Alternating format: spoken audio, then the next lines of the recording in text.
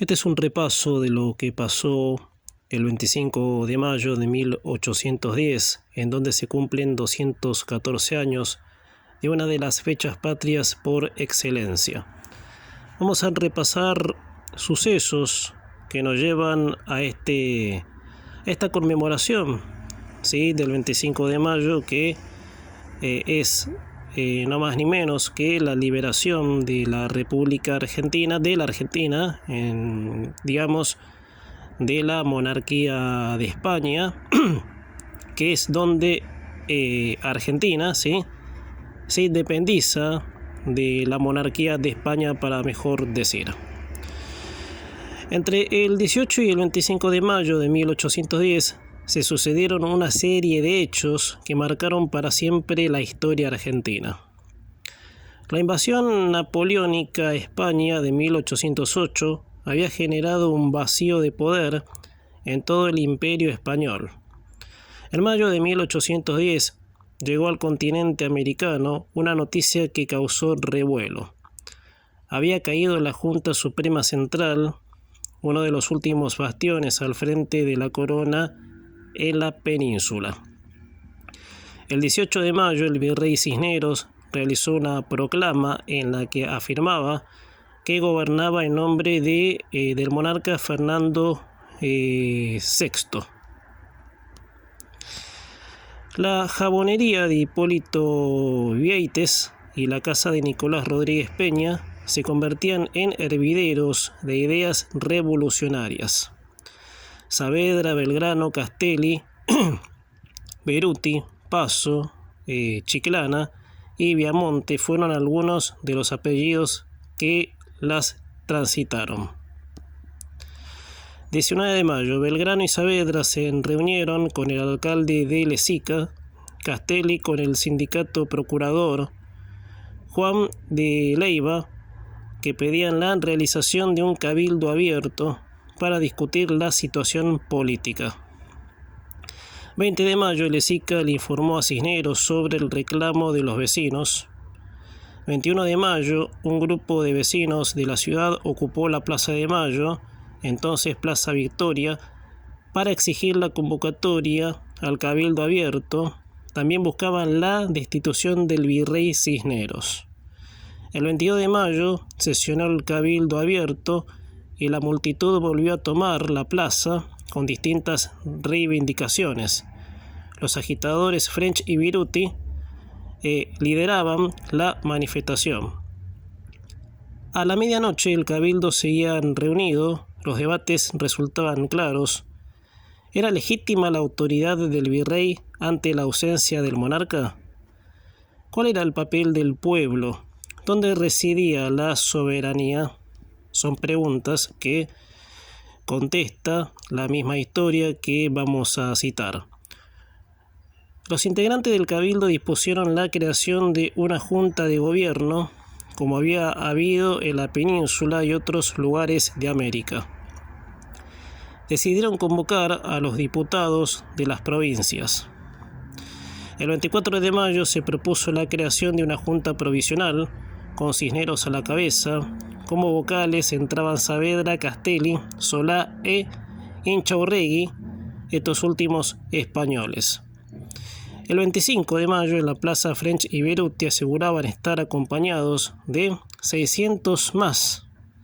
El pueblo quería que la resolución del día anterior fuera anulada. Proclamaban una nueva junta sin Cisneros. Esta presencia popular y miliciana inclinó la balanza a favor de los revolucionarios. La junta provisoria fue depuesta y, en su lugar, se constituyó la conocida Primera Junta, que asumía el nombre del rey. La misma estaba compuesta por Cornelio Saavedra como presidente, 6 vocales, Castelli, Belgrano, Ascuénaga, Alberti, Mateu y Larrea, y 2 secretarios, Paso y Moreno. Frente a la presión, Cisneros se vio obligado a renunciar. La revolución recién había comenzado. Durante los años venideros, la sociedad rioplatense experimentaría enormes transformaciones económicas, sociales y políticas.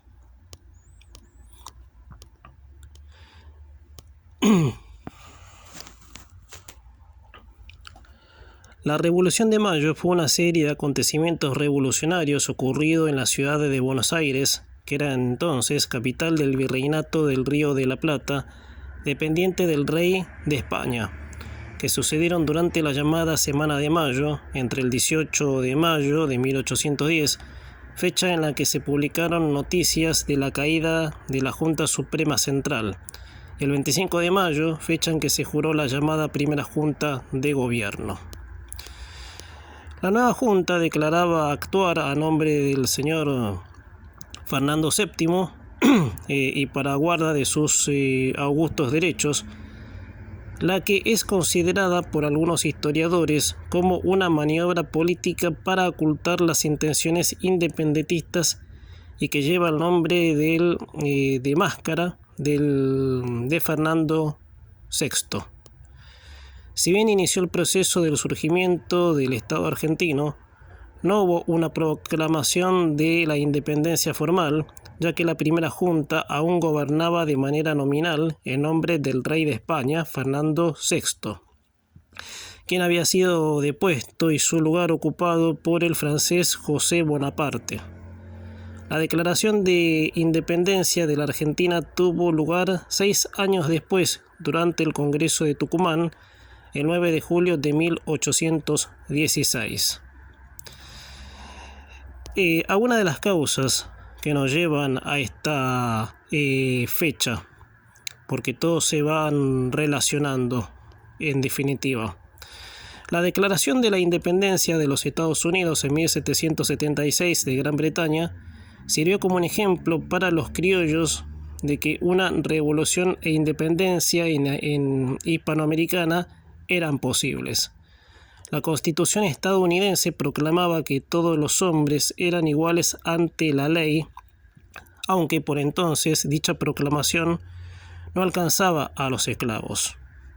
Defendía los derechos de propiedad y libertad y establecía un sistema de gobierno republicano. A su vez, desde fines del siglo XVIII se habían comenzado a difundir las ideas de la Revolución Francesa de 1789, en la cual una asamblea popular finalizó con siglos de monarquía con la destitución y ejecuciones del rey de Francia, Luis XIV, y su esposa María Antonieta, y la supresión de los privilegios de los nobles. La Declaración de los Derechos del Hombre y del Ciudadano, cuyos principios eran liberté, eligate, fraternit, libertad, igualdad y fraternidad, tuvo una gran repercusión entre los jóvenes de la burguesía criolla. La Revolución Francesa motivó también la expansión en Europa de las ideas liberales, que impulsaban las libertades políticas y económicas. Algunos liberales políticos influyentes de dicha época, opuestos a las monarquías y al absolutismo, eran Voltaire, Jean-Jacques Rousseau, Montesquieu, Denis Diderot y Jean de la Ronde d'Alembert, mientras que el principal representante de la economía liberal era Adam Smith, autor del libro La riqueza de las naciones, que proponía el libre comercio. Aunque la difusión de dichas ideas estaba muy restringida en los territorios españoles, pues no se permitía el ingreso de tales libros a través de las aduanas o la posesión no autorizada. Igual se difundían en forma clandestina. En Gran Bretaña, mientras tanto, se inicia la Revolución Industrial y para satisfacer ampliamente las necesidades de su propia población, necesitaba nuevos mercados a los cuales vender su creciente producción de carbón, acero, telas y ropa. Gran Bretaña ambicionaba que el comercio de las colonias españolas en América dejara de estar monopolizado por su metrópoli. Para lograr ese fin intentó conquistarlas, intentona fallida en el Río de la Plata mediante las 2 invasiones inglesas de 1806 y 1807. En Europa se desarrollaban las guerras napoleónicas, que enfrentaron al imperio napoleónico francés contra Gran Bretaña y España. Entre otros países, Francia tuvo una gran ventaja inicial y mediante las abdicaciones de Bayona forzó la renuncia de Carlos IV de España y su hijo Fernando VI. Estos fueron reemplazados en el trono español por José Bonaparte, hermano del emperador francés Napoleón Bonaparte. La monarquía española intentó resistir formando la Junta Suprema de España e Indias o Junta Suprema Central, y tras la derrota de esta, el Consejo de Regencia de España e Indias o Consejos de Regencia. A lo largo del siglo XVIII, las reformas en el Imperio Español, llevadas adelante por la Casa de Borbón, que reemplazó a la Casa de Austria a partir del 16 de noviembre de 1700, transformaron la Hispanoamérica de aquel entonces de reinos con relativa autonomía en colonias dependientes de decisiones tomadas en España en beneficio de ella. Entre las principales reformas borbónicas en América se destacó la creación del Virreinato del Río de la Plata en 1776, que reunió territorios dependientes hasta entonces del muy extenso Virreinato de Perú y dio una importancia principal a su capital, la ciudad de Buenos Aires, que había tenido una significación secundaria hasta ese momento. El Virreinato del Río de la Plata, el comercio exterior era un monopolio de España. No era legal el comercio con otras potencias. Esta situación era muy desventajosa para Buenos Aires, ya que la corona española minimizaba el envío de barcos rumbo a dicha ciudad. Esta decisión de la metrópoli se debía a que la piratería obligaba a enviar a los barcos de comercio con una fuerte escolta militar, y ya que Buenos Aires no contaba con recursos de oro ni de plata, ni disponía de poblaciones indígenas establecidas de las cuales obtener recursos o someter al sistema de encomienda. No permitía enviar los convoyes de barcos a la ciudad, que era mucho menos rentable que si eran enviados a México o Lima, dado que los productos que llegaban a la metrópoli eran escasos, caros e insuficientes para mantener a la población. Tuvo lugar un gran desarrollo de contrabando que era tolerado por la mayoría de los gobernantes locales. El comercio ilícito alcanzaba montos similares al del comercio utilizado con España. En ese contexto se formaron dos grupos de poder diferenciados. El primero, lo que reclamaban el comercio libre para importar de manera directa con cualquier país sin tener que necesariamente comprar todas las mercaderías trianguladas por España. Dentro de ese grupo del comercio libre pueden distinguirse a su vez a un grupo de poderosos contrabandistas criollos o españoles asociados a los mercaderes ingleses que fomentaban la nula protección de la manufactura local, y por el otro lado a un grupo que, si bien quería romper el monopolio español, no deseaba una desprotección de la manufactura y producción local. El segundo, los comerciantes monopolistas autorizados por la corona española, quienes rechazaban el libre comercio y propugnaban por la continuidad del monopolio, ya que si los productos entraban de manera legal, disminuirían sus ganancias. En la organización política, en especial desde la fundación del Virreinato del Río de la Plata, el ejercicio de las instituciones residentes recaía en funcionarios designados por la corona. Casi todos los españoles provenientes de la metrópoli, sin vinculación con los problemas e intereses americanos, no se legalizó una diferencia de clases sociales entre españoles peninsulares y del virreinato, pero en la práctica los cargos más importantes recaían en los primeros. La burguesía criolla, fortalecida por la revitalización del comercio e influida por las nuevas ideas, esperaba la oportunidad para acceder a la conducción política. La rivalidad entre los habitantes nacidos en la colonia y los de la España europea dio lugar a una pugna entre los partidarios de la autonomía y quienes deseaban conservar la situación establecida. Aquellos a favor de la autonomía se llamaban a sí mismos patriotas americanos, sudamericanos o criollos, mientras que los partidarios de la realeza española se llamaban realistas. Los patriotas eran señalados en forma despectiva por los realistas como insurgentes, facciosos, rebeldes, sediciosos, revolucionarios, descreídos, herejes, libertinos o caudillos, mientras que los realistas eran,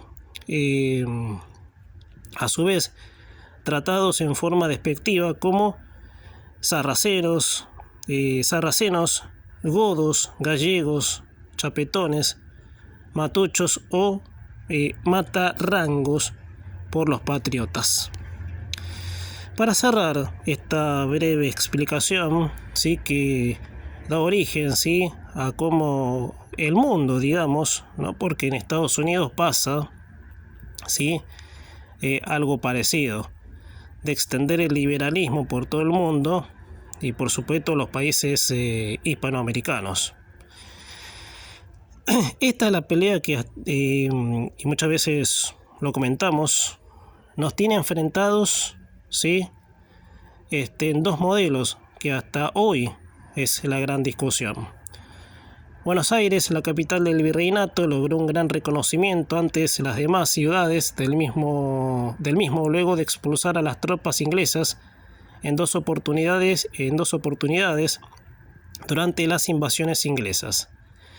La victoria contra las tropas inglesas alentó los ánimos independentistas, ya que el virreinato había logrado defenderse solo de un ataque externo sin ayuda de España. Durante dicho conflicto se constituyeron milicias criollas que luego tendrían un importante peso político. La principal de ellas era el regimiento de patricios liderado por Cornelio Saavedra. Una alternativa considerada antes de la revolución fue el carlotismo, que consistía en apoyar a la infanta Carlota Joaquina de Borbón, hermana del rey Fernando VI de España y esposa y princesa consorte del príncipe regente Juan de Portugal. Para que se pusiera al frente de todas las colonias españolas como regente, estaba capacitada para hacerlo por la derogación de la ley sálica en 1789, y su intención sería prevenir un posible avance francés sobre las mismas. El intento no fue apoyado por los españoles peninsulares, pero sí por algunos núcleos revolucionarios que veían en ello la posibilidad de independizarse en los hechos de España. Entre ellos se encontraban Juan José Castelli, Juan José Paso, Antonio Luis Beruti, Hipólito Beites y Manuel Belgrano. Otros revolucionarios como Mariano Moreno y Cornelio Saavedra estaban en desacuerdo. Sin embargo, la propia infanta negó de tales apoyos y renunció al virrey las motivaciones revolucionarias contenidas en las cartas de apoyo que le enviaron. Sin ningún otro respaldo importante, las pretensiones de Carlota fueron olvidadas. Incluso después de la revolución hubo algunas aisladas propuestas de coronación de la infanta como estrategia dilatoria, pero estaba completamente en contra de los sucesos ocurridos en una carta enviada a José Manuel de Goyeneche. Y la carta, y cerramos: en estas circunstancias creo que mi deber rogarte y encargarte que emplees todos tus esfuerzos en llegar cuanto antes a Buenos Aires y acabes de una vez con aquellos pérfidos revolucionarios, con las mismas ejecuciones que practicaste en la ciudad de La Paz. Un poco la historia, así que nos acerca a fecha, 25 de mayo, en donde ese liberalismo, esa independencia, ese republicanismo llega a instalarse. Y bueno, a veces hay que tenerlo en cuenta lo poco que se cuida sus principios, que sin lugar a dudas nos llevan a la discusión que hoy en día en Argentina sigue dando que hablar.